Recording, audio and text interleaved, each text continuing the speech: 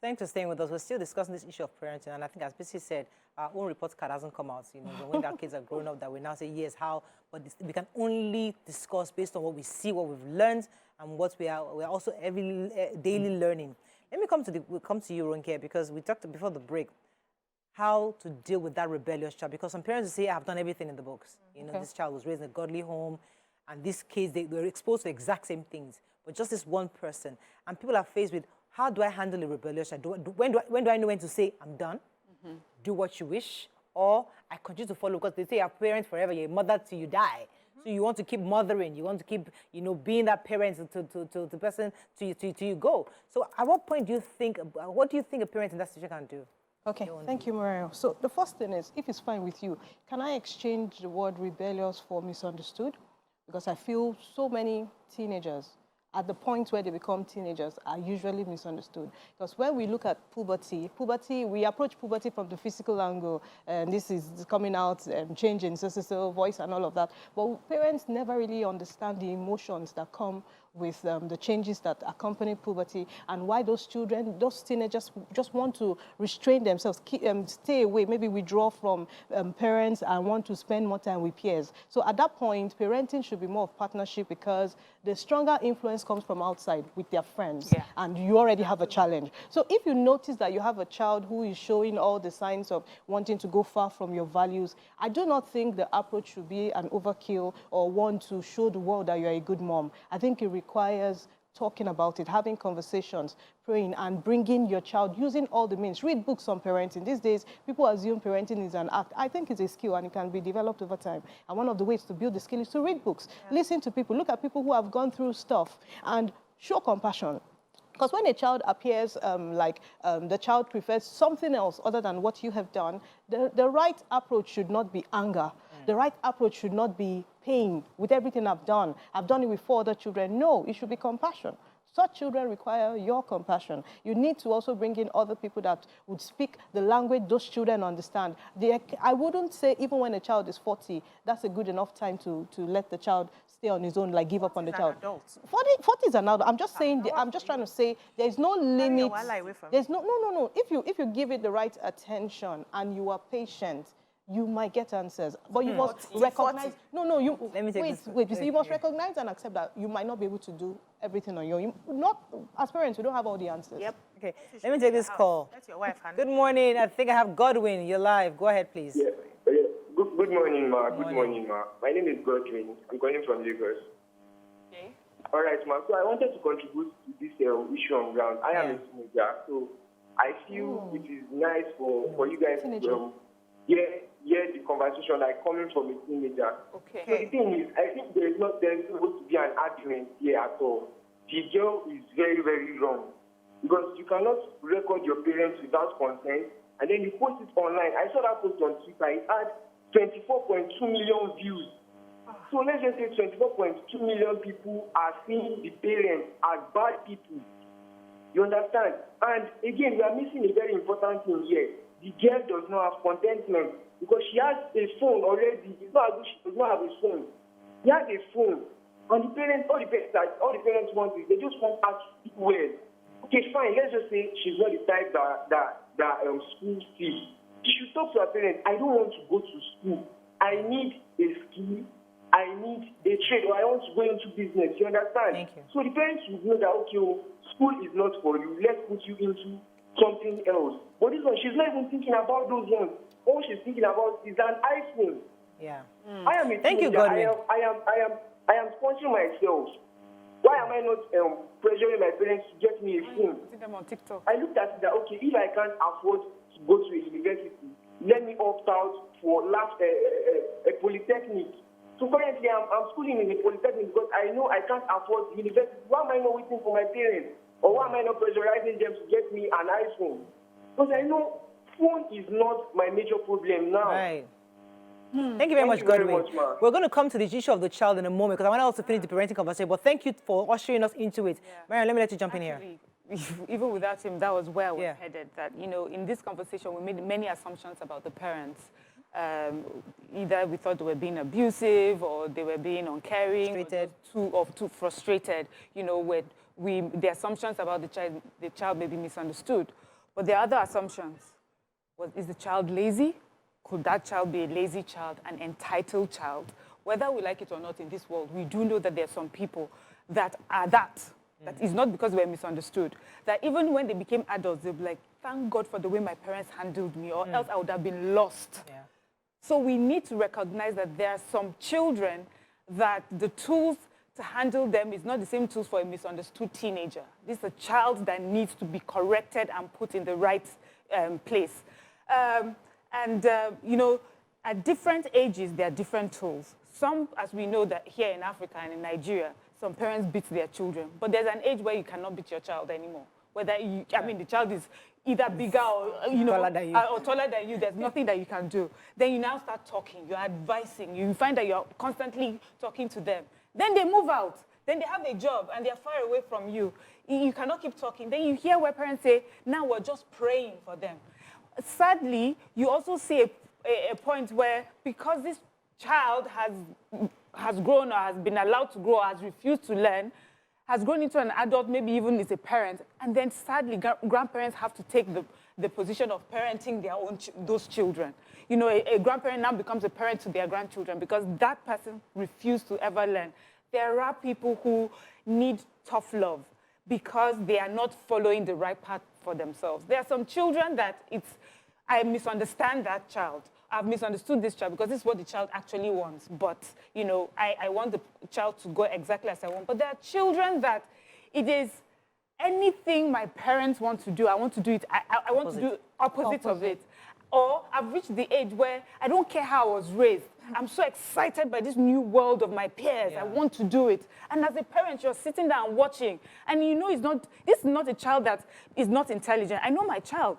He reads well, he studies well. Throughout primary school, look at all the A's. And now he's in secondary school. First year or second year in secondary school, I see it changing a bit. We understand puberty plays a part. We understand peer pressure plays a part. But he's getting carried away or she's getting carried away. What do I need to do to remind my child? If the initial tools I've used is not enough, I'll look for like more appropriate tools for that age and for that rebellion. So there are rebellious children. There are children who need to be set right. And if a parent tells a child no, it does not make a parent a bad parent. Some children deserve to hear the word no. Of course. Some children need to understand that you cannot get anything. And sometimes the way we've always provided for the children and giving them things so that they do not show any displeasure is why we have children on our hands today who are not resilient, who are not tough. That when life happens to them, they are scattered everywhere. They don't know what they're meant to do because we haven't taught them that life is not always fair. Bed of roses, Let me take this call from John. Good morning, John. Thanks for calling. You're live. Yes, good morning, Morania, and the ladies in the house. Good morning. Good morning. Yeah, there's something I was expecting you to talk about. Maybe you talked about it and I wasn't watching then, which is affordability. Affordability. What the parents cannot What if the parents cannot afford iPhone 8? Yeah. And they can afford a Nokia? I mean, let's talk about affordability. Yes. I'm a parent. You know, I don't have a problem buying something, gift for my child to celebrate his or her birthday, or considering the fact that we live in the 21st century, the kids of this generation, their thoughts and desires are different from ours when we were growing up. Yes. But let's talk about affordability. Okay. What if my child wants something? This is not a need. It's a want, not a need. What if my child wants something and I cannot afford it at that point in time? What do I do? Should I go steal? Of course not. That's what I want us to focus on. Thank you very much, John. That's an important part. We'll discuss that. Let me come to you, BC, because there's a part that Godwin took us to, the part of the child. Yes. Because a teenager, let's just assume she's 17, 18 years old, is, as you said, another part of the world, they are working already. Yeah, sure. I have shared my story here several times. When I was 16, after my 16th birthday, after a celebration party, he now called me. The monthly bill, he took a highlighter, all the Nigeria calls, the call to Nigeria. This is your bill. Going forward, you're the one paying, you're going to get a job. Because that is what a teenager does. But now, this young child should know better according to Godwin, because he is also a teenager.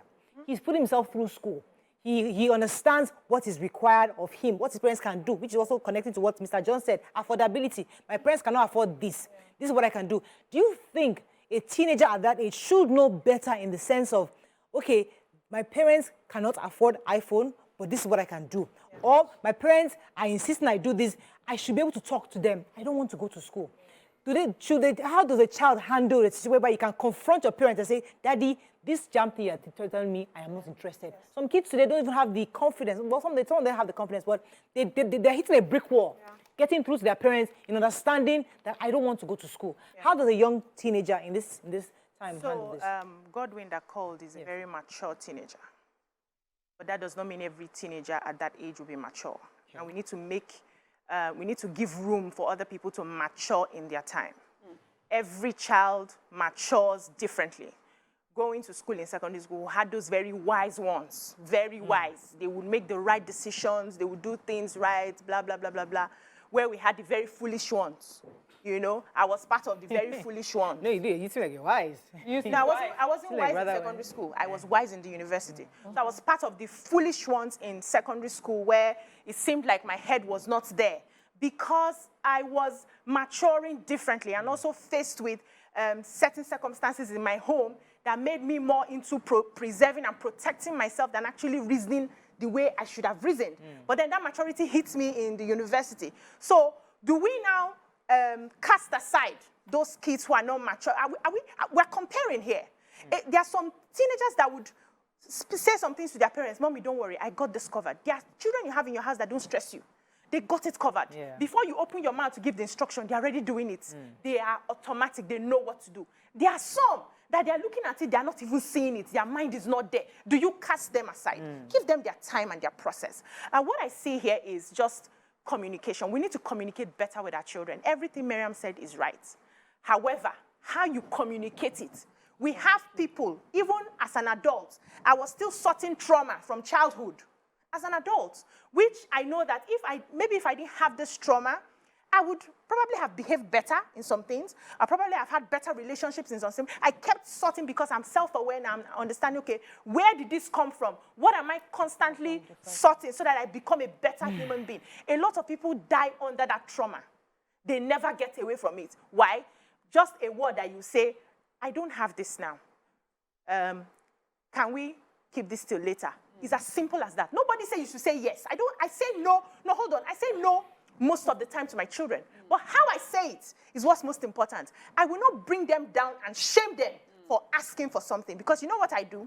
First of all, if I don't have the money and I say, how can you think of things like this? It's people that are thieves that do it. It's people that are prostitutes that wear this. It's people that are this that do that. What I communicate to the child is to be ashamed of their needs.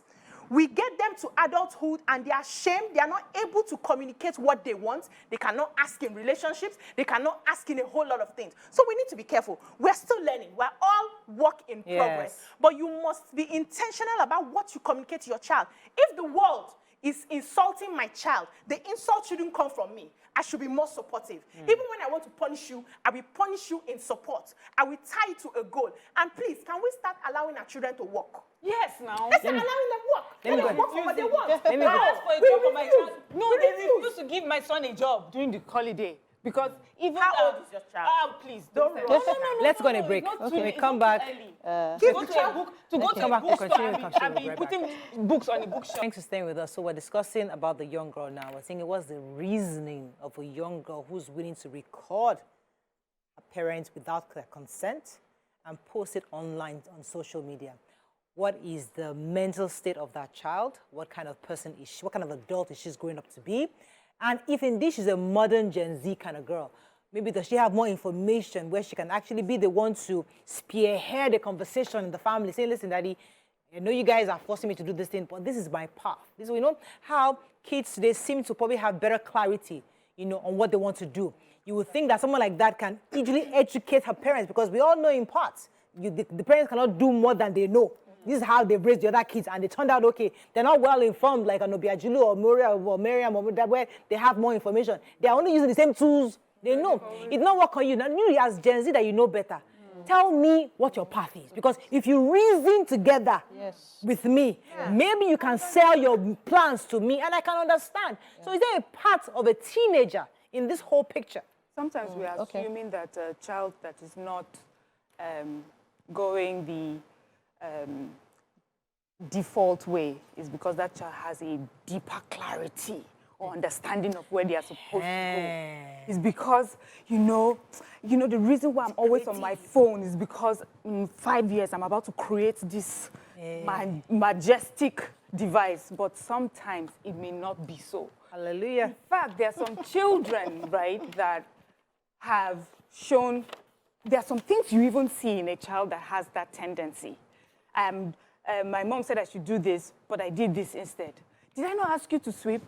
I did not sweep, but they'll find creative ways of doing it. But you have a child who, did I not ask you to sweep? Oh, I'm sorry. That child was sitting down there from morning to night. The child did not get up to sweep. You've not been going for classes. Why haven't you been going for classes? Okay, let me even give a real-life example. I know a child, when we're in university, who got into engineering. It's what his parents have always wanted. But a year after, he switched by himself to economics, the same course as me. And he was saying that he found it hard. This was what his parents wanted. But he did this for himself. He says that his parents are unaware, but he will make sure he does his best in this new course. So by the time we graduated, he was one of the top students that graduated. And that, according to what he said to us, that was when his parents knew.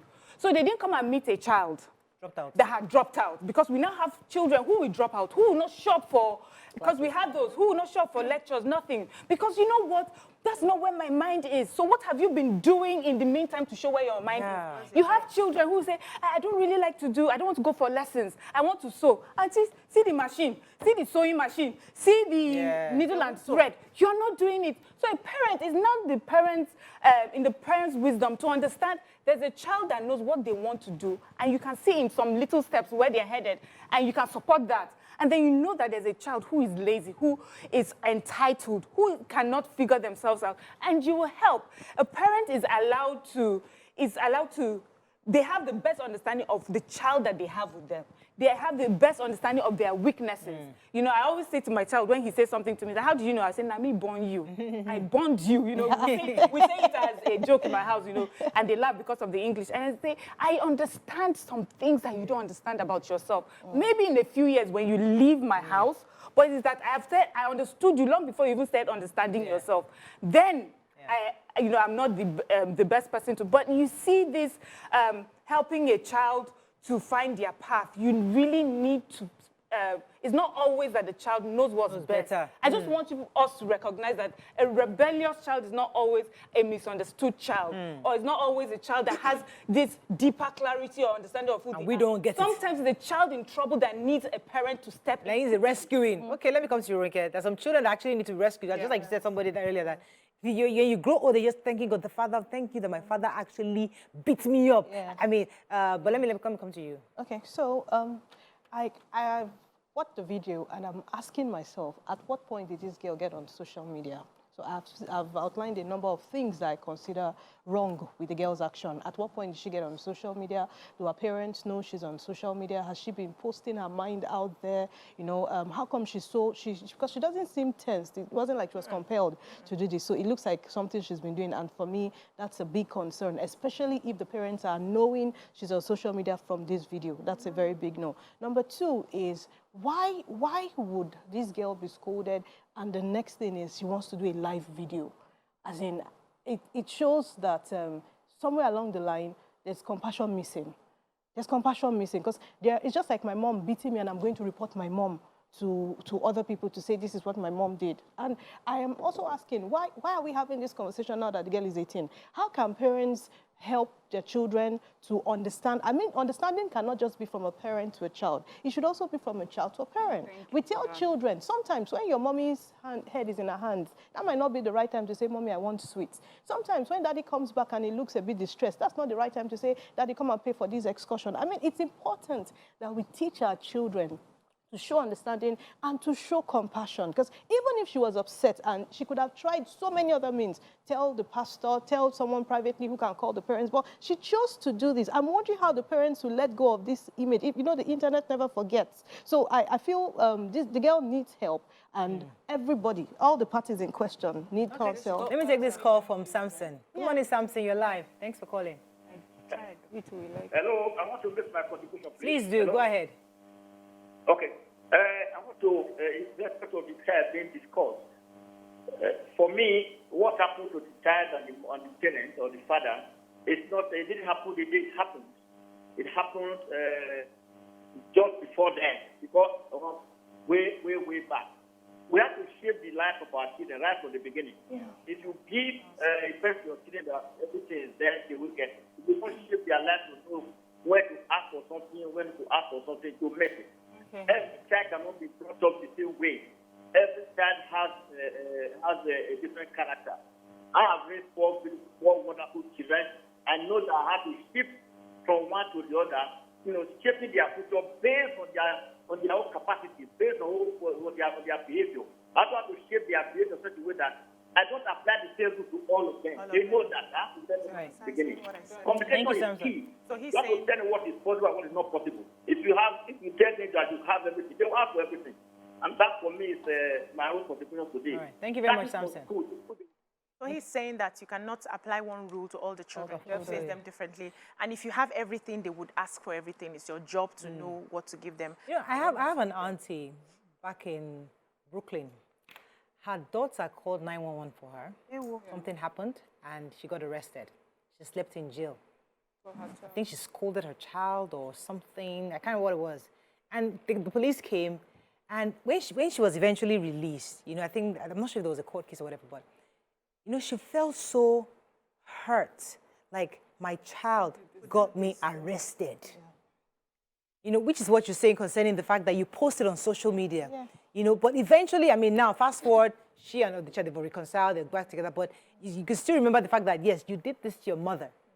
Now, in this situation, can this child still be redeemed in the sense that you've done something like this? Because she might not even understand the gravity of what she did. At the point she's posting it, she's like, hey, just look at my mom, the parents doing this. But now the whole of Nigeria is having a conversation concerning your parents. Yeah, Morayo, the failure you see outside has started a long time from home.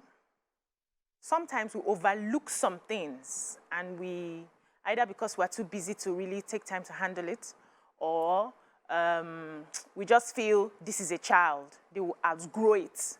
We overlook some behavior. Some of these tantrums and this rebellion that we see starts from the age of 2 and 3 and 4. And we allow it sometimes because after all, they're still kids, they're still little, they are still home, don't worry, they would get to the point. Then when you get to a point where the child is now 18, 19, 20, and the child is embarrassing you outside, that's when you are now frustrated. But you have missed out on what you were supposed to start doing early.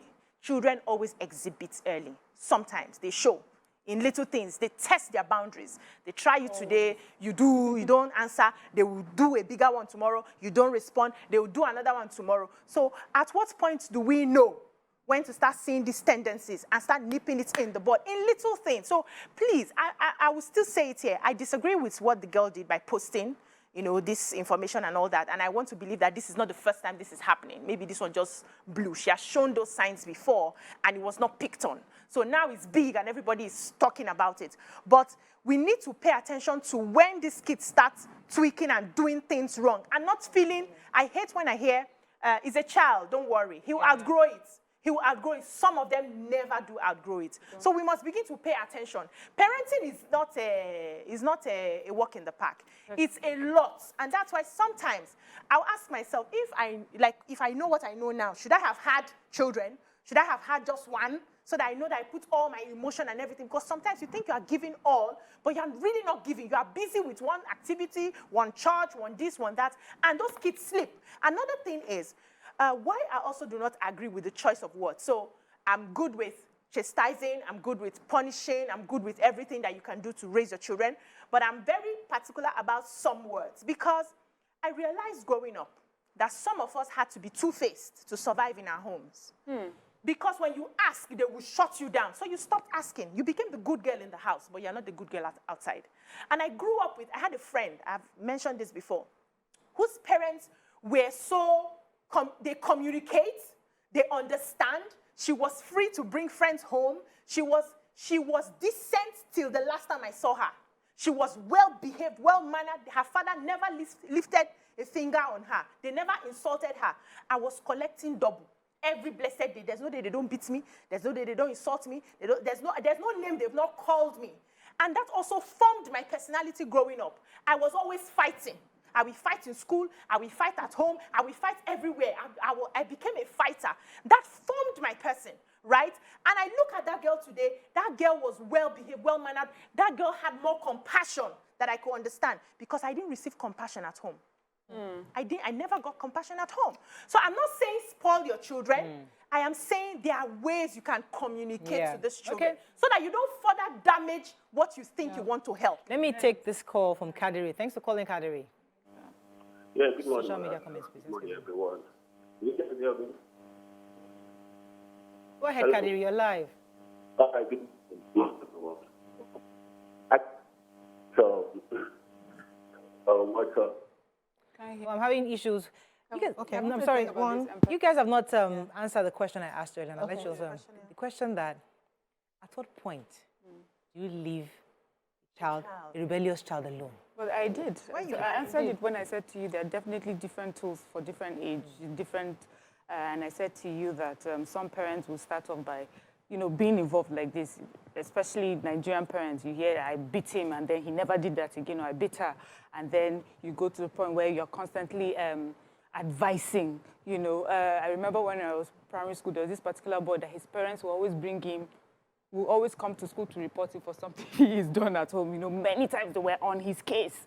But, when we had all grown up and everything, when I see him walking around by himself, nobody around him, I'm just saying, they are different. And then when you've become an adult, the most you hear parents who say is, I will pray for you, And then I said that in case where you're unable to do anything, which I find is a sad situation, and you are now become the 40-year-old or 45-year-old that just refuse to learn, but then you have children.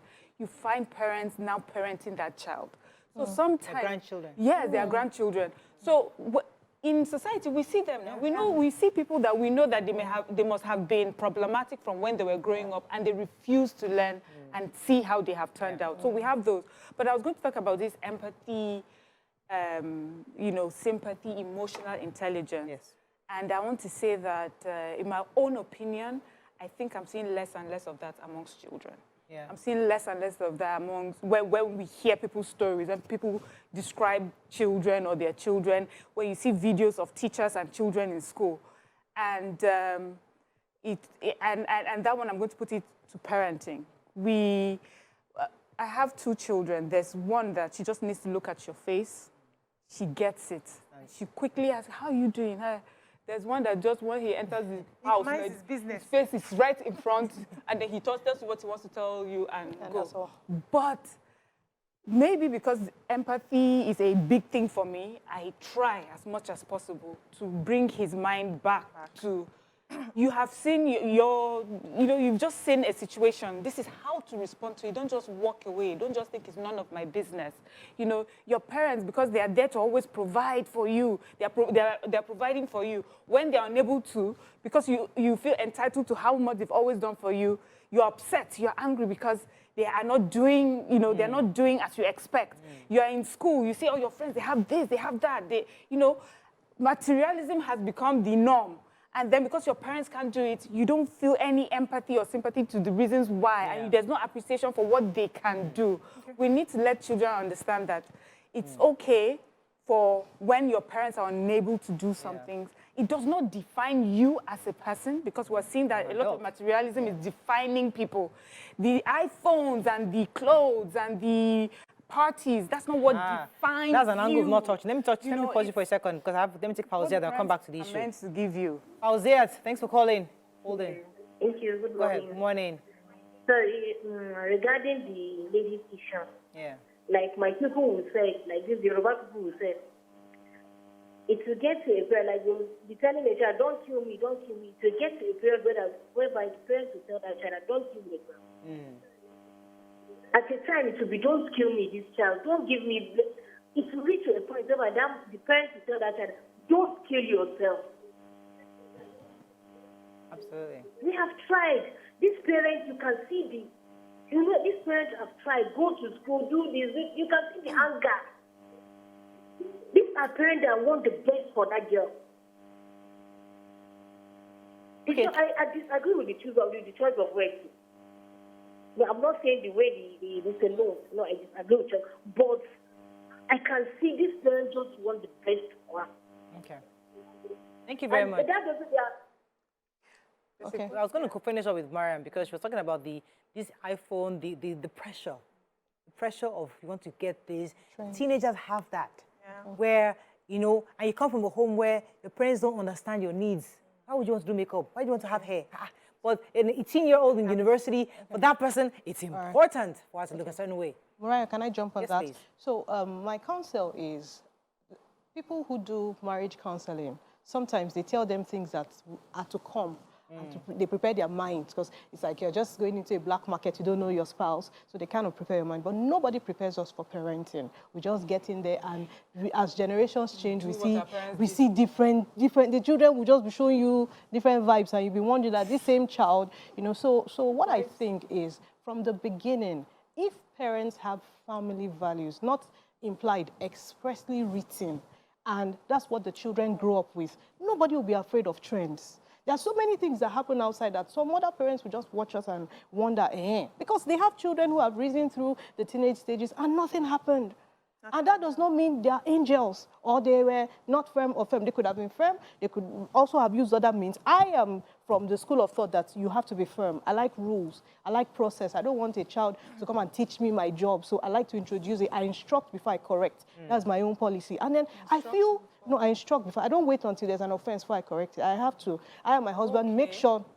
Because when you instruct, the children do not think you are in a bad mood or there's something wrong. They can ask questions, and it's clear. So when it happens, they say, oh, we saw this. You lay the rules. I don't wait until there's an offense, but I'll say, why do I try to be proactive instead of reactive as a parent? Yeah. So if parents understand family values and they have shown those values are words, they are attributes, but they are expressed in many ways. The way you show compassion in your home might be different from how I'm going to do mine. Responsibility to you might be different from how I will teach my children. So if we do these things, then we will probably not fall victims of whatever the society is speaking. And to answer your question, I don't think there is ever a time that a parent should say, I'm done with this rebellious child. Go. I don't. Please. Well, that's what that lady was saying. That when in Yoruba they say that way, don't kill yourself, don't kill yourself. After, I mean, Nicole, don't kill me, don't kill each other, don't kill me. After a while, you say, don't kill yourself. Yes. It's not about me again. It's about It's you. about You better you. such as about. I'll come to you, Mrs. in a second. Let me take this call. Hashnag. I'm not sure. Ajang. Thank you for calling. Ajang from Nasarawa. Thanks for calling. You're live. Okay. Hi, Noranyo and all the ladies in the house. I want to actually appreciate you all for the good work you're doing. I want to say I watch my views and I'm always proud of you people. Your opinions are always very valid and educative to me. I just want to say a little concerning this video because I watched it on Twitter and I watched that video over and over again. I personally feel that the girl in question versus the parent, there is too much of gap existing between them. In that the girl does not even know the reality of her parents. Neither does she even understand the time in which she exists. At least I've spent 3 decades on earth, and the kind of father I have made me to realize that I need to go extra mile to have my feet. But I stayed in a time where my father told me that your GPA decides the fate of your school fees. You know, I started in high school, but I made it today, and I look at it, I'm like, look, my father wasn't just ready, but he let me to understand where he is. This is what I have to become. I cannot have the character or the mindset of videoing my father if I even had the phone. Even if I become 50 years, I cannot do it. It can never happen. I know the kind of father I have. I'm talking of a father who is a classroom teacher, who will beat my sister to hell for producing a result that if it's very short, she says, this is not you, I know you. And you have to prove to me that you did not cheat. So I think the gap was too much. Thank you very much, Ajan. In actually bringing up the girl in We didn't hear you very well in the studio, but I'm hoping our viewers heard you properly. But thank you very much for your So what he was saying is parents should know their children. They should create avenues, opportunities to know the capacity and capabilities of their children. So it doesn't come to you as A shock. you should know. Yes, you should know each You know, of you your know, children.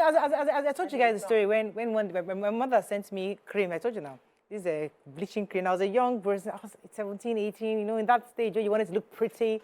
My mom would talk to me, and I'll feel like, Mommy, I'm getting really dashy. Now send me cream. You have to use cream. I'm not putting cream in the fridge, you know. My brother was like, in my house, you are bleaching. In my house. My brother. You know, because I was blossoming. I just wanted to look a certain way. And he said, you cannot be using cream in the fridge. That means you are bleaching. I said, I'm not bleaching. You are bleaching, sir. You know, and people outside look, you look so beautiful.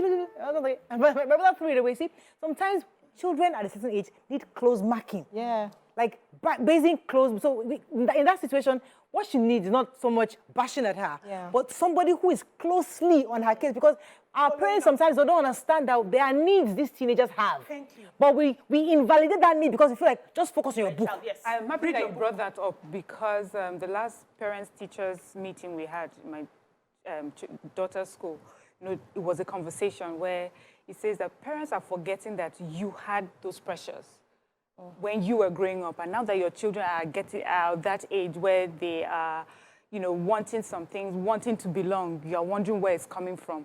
Cast your mind when you were at that age, what were the pressures? But you see me, I always say that maybe because of the way I was as a child, Mommy, you can testify I was such a fantastic child. Because of the way I'm just using this as an example, not, you know, to hail myself. I felt that as a child, I was very empathetic and sympathetic of the fact that my mom didn't have a lot. Yeah. And I was very careful. I did not put my head where it did not concern me. I did not dress the way, you know, I understood. Yes, I understood where I was coming from, what I needed to do, and I stayed in my little corner, and I did it. And so, now that I'm a mother, I'm expecting that my children would be like me, you know, understanding. And then I didn't need to be told too much. I didn't even need to, no one needed to sit me down to give me the conversation. I could see her around. My mom was waking up at night to go to work. I would not see her and had to take my own sister to school. So I sort of, because of what we didn't have, I built some strengths. I built some habits, you know, that helped me survive. So I'm looking at my children and thinking, I don't expect my child to be swayed by pressure. I expect that it should be, my blood runs through them. But the truth is, their father's blood too will run through them. I don't know what sort of, you know, but I'm having this conversation with them. But imagine having all this conversation, the way I've been raised and everything, and my child still turns out to want something else. It's not because my child is misunderstood. Is it, I mean, I'm asking you, is it that because my child is misunderstood? Is it that because I did not do my job? We have to wrap up. Let me let you jump in final, then I'll Any let child you can want what they want. Your job is to redirect as a parent. Right now, I can't afford this. Can we focus on this? These are, draw up a table. These are the needs, these are the wants. Right now. And the child says, no, I don't care about your needs. Then go work for it. Go and work for it. Then you put your social media when you're telling me to work. Two of them, they say I can't work. I'm a child, they want to go and work. They put you on TikTok. They put you on TikTok. Mommy wants me to go and work. TikTok. I'm in Nigeria. No police will come and carry me. Go and work for it. No, not that you are wrong, but we're seeing that there are some. I want us to recognize that there are some children that are naturally wrong. Yes. So you will follow a child how they present themselves. They are rebellious children that they kicked out of the house in secondary school. Yes. They drove them out. Now So this question you were asking, when do you follow the child? At what point do you give up? Once you become an adult, there's something my husband always says, your success is for you. Your failures are for you. The money I'm making today, how much am I giving my parents? It's me and my wife that are chopping it. Yeah. So if you go and decide to use less yourself, it's you and your wife that will bear it. Yeah. It's you and your husband that will bear it. I will only give you my prayers as a parent. Simple. Children must know that they will face the consequences of every action that they choose. Bam. And start telling them early. So if you insist you want to have cocoa head will not work in my house. I can kick you out. I have the mind to do that. No, hold on. I have the mind to do that. I will not over-pamper you and be doing things that you're supposed to be doing for yourself. Yeah. We need to introduce our children making money. It doesn't necessarily that's tough love. Office working. But I will not shame you. Yes. You have a right. Even if my daughter comes to that and say, Mommy, I want a car, I will put a price to it. What are you going to do to get this car? Because I am children with concerned. big dreams, No, hold on. Yes, I love them. Because I'm concerned about not making my children have poverty mentality. Yeah. I want them to understand that the world is large enough. They can have whatever it is. I have to run. If they are willing to work for it. Let me let you try final word. Okay, so my final word is parents should start early enough. And as they grow older, when parents have noticed that their children seem to be going out of line, they should increase the conversation gap. They should do everything within their means to see that there's a bond and the children respect that bond as well. I have a Nigerian answer. Okay. Above all, pray. Hey, hallelujah. And at the end of the day, just pray. Just pray. Because do your own work. As in, raise the child the best you can. Use all the tools. After a while, give them to the universe. I love what your husband said. Your success for yourself. Your failure, now you go chop on. No, have a lovely life. That's all we can take on today's show. We learned a few things as we have. Have a great day. See you tomorrow. Bye for now.